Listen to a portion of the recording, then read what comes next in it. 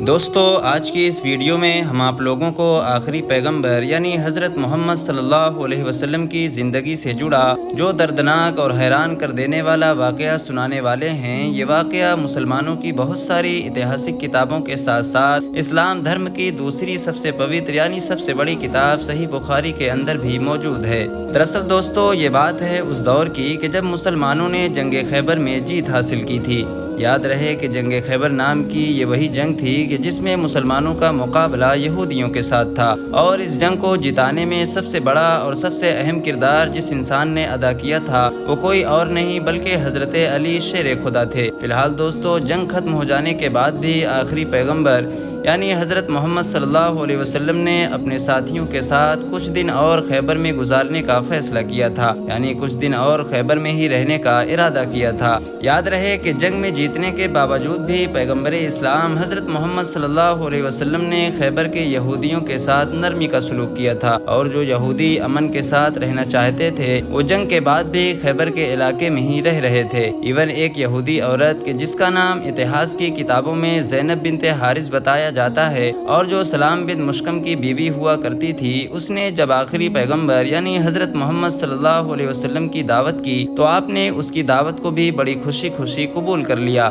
اتنا ہی نہیں، اس نے دعوت کے ساتھ آپ کے پسندیدہ کھانے کے بارے میں بھی پوچھا تو آپ نے اس کو اپنے پسندیدہ کھانے کے بارے میں بھی بتایا تھا کہ آخر آپ دعوت میں کیا کھانا چاہتے ہیں۔ اس کے بعد دعوت کا وقت آنے پر آپ اپنے چند ساتھیوں کے ساتھ اس کے گھر کھانا کھانے کے لیے بھی پہنچ گئے تھے، مگر وہ یہودی عورت کہ جو اندرونی طور پر مسلمانوں کی دشمنی میں جل رہی تھی اور اپنے جیسے اور بھی بہت سارے یہودی سرداروں سے ملی ہوئی تھی، اس نے اس دعوت میں کھانے کے طور پر پیش کیے جانے والے بکری کے گوشت میں زہر ملا دیا۔ یہ زہر دراصل بکری کے ران کے گوشت میں ملایا گیا تھا، کیونکہ دعوت سے پہلے جب اس نے آپ صلی اللہ علیہ وسلم سے آپ کے فیوریٹ یعنی سب سے پسندیدہ کھانے کے بارے میں پوچھا تھا تو آپ نے اس کو بکری کے ران کا گوشت ہی بتایا تھا۔ فی الحال جب دعوت کے دسترخوان پر زہر سے بھرپور اس گوشت کو پیش کیا گیا اور آپ نے جیسے ہی اس گوشت کی پہلی بوٹی کو اپنے منہ میں رکھا تو فوراً اپنا ہاتھ کھینچ لیا۔ اپنے سبھی ساتھیوں کو بھی حکم دیا کہ اپنا اپنا ہاتھ کھینچ لو، کیونکہ اس کھانے کے اندر زہر ملا ہوا ہے۔ مگر افسوس کہ اس وقت تک بھی آپ کے ایک ساتھی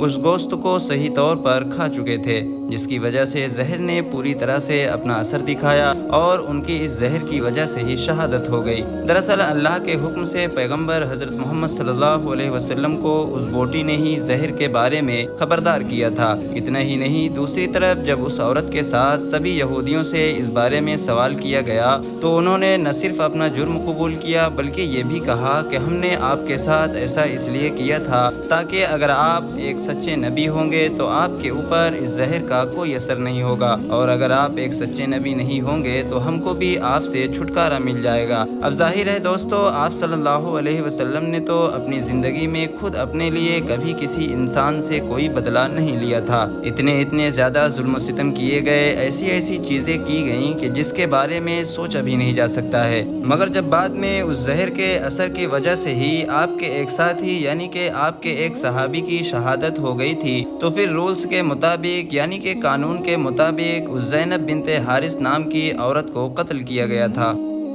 ارشن پروڈکشن کے نالجبل فرینڈ، صحیح بخاری کی حدیث نمبر 4428 میں آپ صلی اللہ علیہ وسلم کی پیاری وائف یعنی حضرت عائشہ صدیقہ رضی اللہ تعالی عنہ کہتی ہیں کہ جب آپ صلی اللہ علیہ وسلم کی ظاہری زندگی کے آخری دن چل رہے تھے اور آپ بیمار رہا کرتے تھے تو اس وقت آپ اکثر کہا کرتے تھے کہ خیبر کے موقع پر جو میں نے وہ زہر سے بھرپور ٹکڑا کھایا تھا اس کا درد میں آج بھی محسوس کر سکتا ہوں، اور ایسا معلوم ہوتا ہے کہ میری شہرک اس زہر کی تکلیف کی وجہ سے کٹ جائیں گی۔ دراصل دوستو، خیبر کے یہودی کہ جو میدان میں مقابلہ نہ کر سکے تھے اور مسلمانوں سے خیبر کی جنگ ہار چکے تھے، وہ خیبر کا بدلہ لینے کے لیے سازش کے طور پر حضرت محمد صلی اللہ علیہ وسلم کو ان کے ساتھیوں کے ساتھ شہید کرنا چاہتے تھے۔ اسی لیے انہوں نے زینب بنت حارث نام کی اس عورت کے ساتھ گٹھ جوڑ کیا اور اس کی مدد سے نہ صرف کھانے میں زہر ملایا بلکہ اسی عورت کے ذریعے سے ہی حضرت محمد صلی اللہ علیہ وسلم کی پسندیدہ کھانے کے بارے میں بھی بکری کے ران میں ہی زہر ملایا تھا۔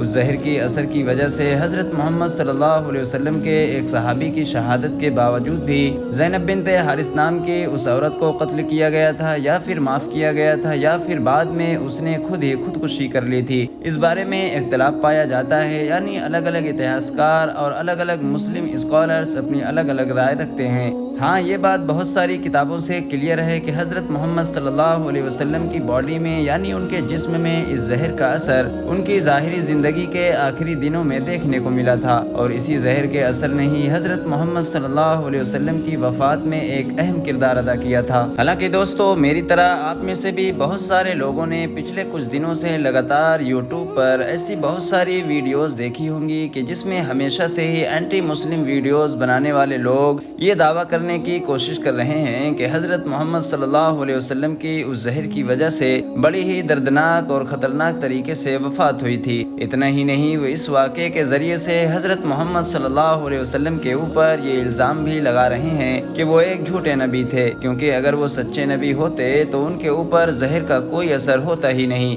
کیونکہ جیسا کہ قرآن میں بھی اللہ تعالیٰ نے اپنے پیغمبر سے یہ وعدہ کیا ہے کہ ہم تیرے دشمنوں سے تیری حفاظت کریں گے، تو اگر محمد صلی اللہ علیہ وسلم واقعی ایک سچے نبی تھے تو ان کی پھر اللہ نے حفاظت کیوں نہیں کی؟ تو ایسے دعوے کرنے والے لوگوں کو سب سے پہلے تو اس واقعے کو اتہاسک کتابوں کے طور پر دیکھنا چاہیے، یعنی اس کے وقت اور اس کی ٹائمنگ کو چیک کرنا چاہیے۔ آپ کو بتاتا چلوں کہ جو جنگ خیبر کا یہ واقعہ ہوا تھا یعنی زہر والا، وہ دراصل 7 ہجری میں ہوا تھا، جبکہ حضرت محمد صلی اللہ علیہ وسلم کی وفات 11 ہجری میں ہوئی تھی۔ تو ان دونوں کے بیچ کا جو ٹائم، جو پیریڈ ہے یعنی وقت ہے، وہ لگ بھگ 4 سال کا ہے۔ اب آپ لوگ ذرا لاجیکلی سوچئے کہ ایک ایسا خطرناک زہر کہ جس کی وجہ سے ایک انسان کی یعنی حضرت محمد صلی اللہ تعالیٰ علیہ وسلم کے ایک ساتھی کی فوراً وفات ہو گئی تھی اور وہ تھوڑی دیر بھی اس زہر کے اثر کو برداشت نہیں کر پائے تھے، تو آخر اس زہر کو اپنی باڈی میں لیے ہوئے حضرت محمد صلی اللہ علیہ وسلم 4 سال تک کیسے سروائیو کر رہے تھے؟